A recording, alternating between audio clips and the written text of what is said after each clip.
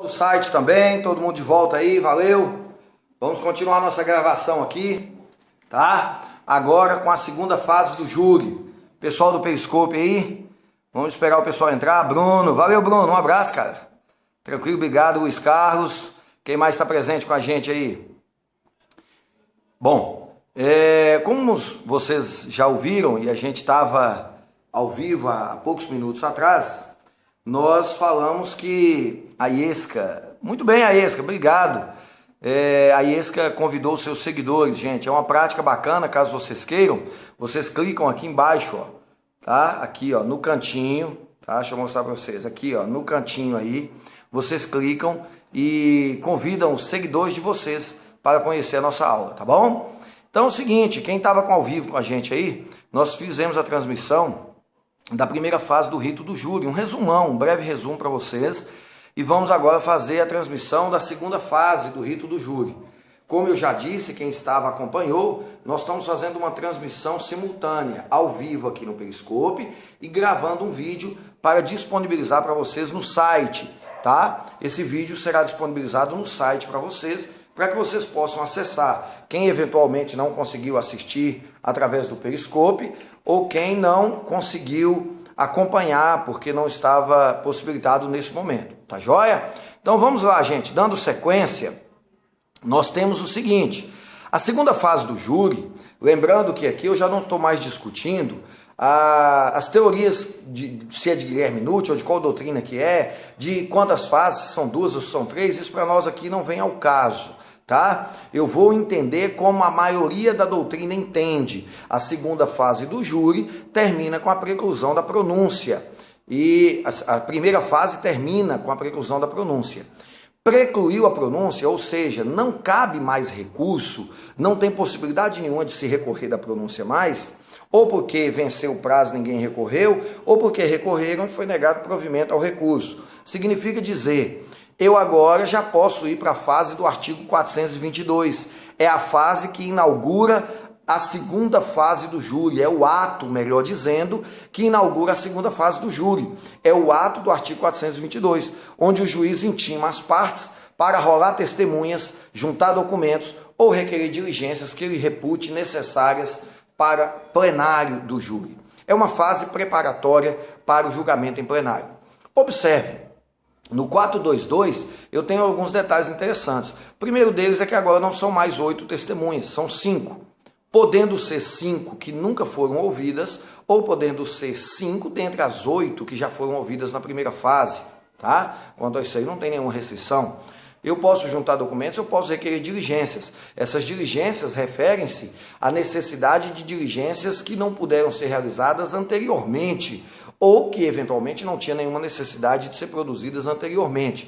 São diligências indispensáveis ao plenário, não podem ser diligências protelatórias. Tudo bem? Eu posso, nessa fase de diligências, pedir ao juiz que disponibilize um projetor multimídia para usar em plenário. Eu posso, nessa fase, pedir ao juiz que oficie a unidade prisional para que junte aos autos documentos da unidade prisional, por exemplo.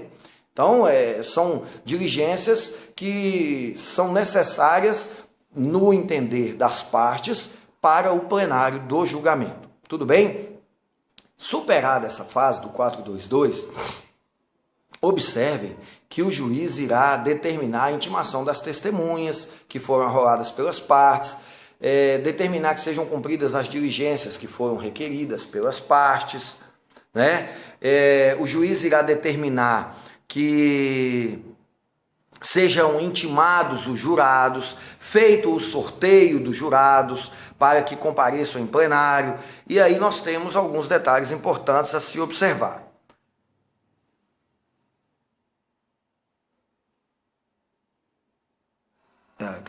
Gente, o seguinte, sobre as perguntas, eu só vou responder as perguntas no final, tá bom? No final eu abro a possibilidade para todo mundo perguntar e a gente responde para não cortar o raciocínio aqui durante a nossa explicação. Então vamos lá entender essa questão relacionada aí aos jurados. A lei determina que toda cidade, toda comarca tem uma lista geral de jurados. A depender do tamanho da comarca, a própria lei estabelece a quantidade de jurados. Dessa lista geral, Todas as vezes que o juiz designar uma audiência de júri, a secretaria vai providenciar o sorteio de 25 jurados dentro dessa lista. Esses 25 são sorteados em uma audiência designada exclusivamente para esse fim. Nessa audiência deverão estar presentes um representante do Ministério Público, representante da OAB, representante da Defensoria, o juiz e, diz a lei, um menor, uma criança. Muito embora isso não tenha sido possível em todas as comarcas e nem se consegue entender ao certo o porquê disso também, certo é que nós não teríamos nenhuma nulidade se essa criança não se fizer presente, considerando a reputação, considerando a boa-fé que está revestida a OAB, a Defensoria, o Ministério Público, tá? A idoneidade que se presume de cada um desses órgãos.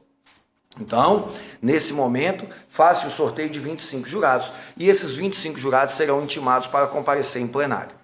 Tudo bem, depois que comparecerem em plenário, desses 25 serão sorteados 7 para compor o conselho de sentença. Nós vamos falar disso daqui a pouco, tá bom? Então vejam bem, gente, um detalhe importante. Nessa fase, nós temos que explicar para vocês sobre as possíveis ausências. Se algumas dessas partes não comparecer na audiência que o juiz designou, como que deverá proceder? Vamos entender o que é isso que eu estou falando. Só um minutinho, tá, gente?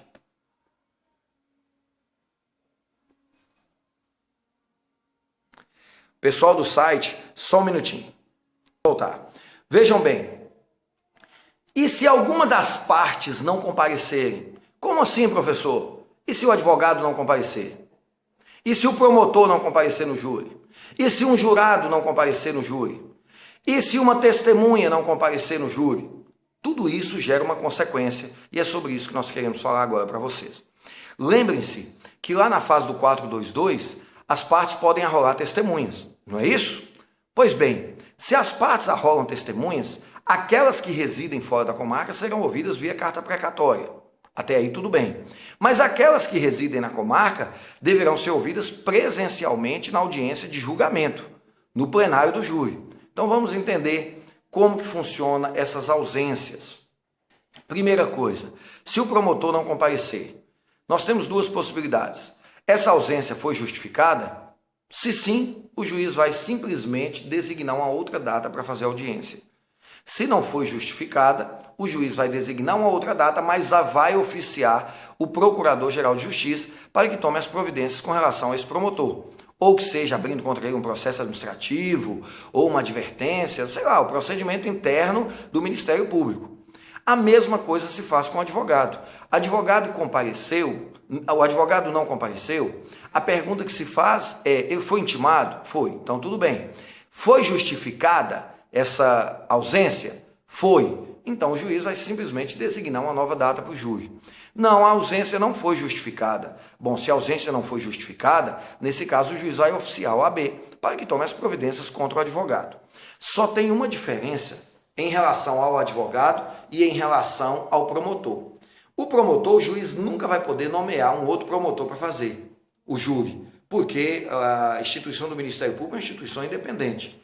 Agora, a defesa, se não compareceu, não justificou, o juiz vai abrir um prazo para que o réu constitua um outro advogado. Se ele não constituir, o juiz vai nomear um advogado para ele, tá? Essas são as diferenças. Se os jurados não comparecerem, nós precisamos, por determinação da lei, de um número mínimo de 15 jurados para instalar os trabalhos. Com no mínimo 15 jurados. Se nós não tivermos 15 jurados, os trabalhos não podem ser instalados, a sessão não pode ser instalada, o júri não pode acontecer. Observem que é o número mínimo de 15. E, havendo 15, instala a sessão, os demais que não compareceram, o juiz aplicará a eles uma multa. Agora, se não compareceu o número mínimo de 15, aí não tem como instalar a sessão é cancelada, o juiz vai adiar, sorteia outros jurados para compor aquele número que faltou. Bacana? Tudo bem? E as testemunhas? Quando as testemunhas não comparecem? Existem duas situações. A primeira delas, essa testemunha foi arrolada sobre o caráter da imprescindibilidade, ou seja, o advogado ou o promotor, ao arrolar a testemunha, escreveu lá, arrolada sobre o caráter da imprescindibilidade, demonstrou para a justiça que ela é imprescindível para o julgamento, nesse caso a sessão será cancelada ou o juiz vai mandar buscar essa testemunha. Condução coercitiva. Gente, o pessoal do Periscope, vejam bem, nós estávamos... Tiago, valeu Tiago, um abraço, cara. Desculpa, eu não lembro o sobrenome, não. Tiago, aluno nosso da Santo Agostinho, valeu, prazer tê-lo aqui. Gente, é o seguinte, nós estamos falando da ausência das partes, né? Eu falei para vocês, quando um advogado não comparece, o juiz marcou o júri e o advogado não compareceu. Eu estou voltando um pouco no assunto, porque a nossa conexão travou e alguns colegas perderam esses detalhes aí. Então vejam bem, o advogado não compareceu. A primeira pergunta que tem que se fazer é se ele foi intimado. Ele foi intimado? Foi. Justificou a ausência? Justificou. Então redesigna o júri. Não tem nada a fazer. Muito tranquilo. Não, ele não justificou. Se ele não justificou, o juiz vai intimar o réu para que num prazo de 10 dias constitua um outro advogado e se não constituir, o juiz nomeia um advogado para ele. Até aí tudo bem, tranquilo. Essa, inclusive, é a diferença substancial da ausência do MP. Porque na ausência do MP, se ele justificou, o juiz só remarca o júri. Ele não justificou, o juiz vai remarcar e vai oficiar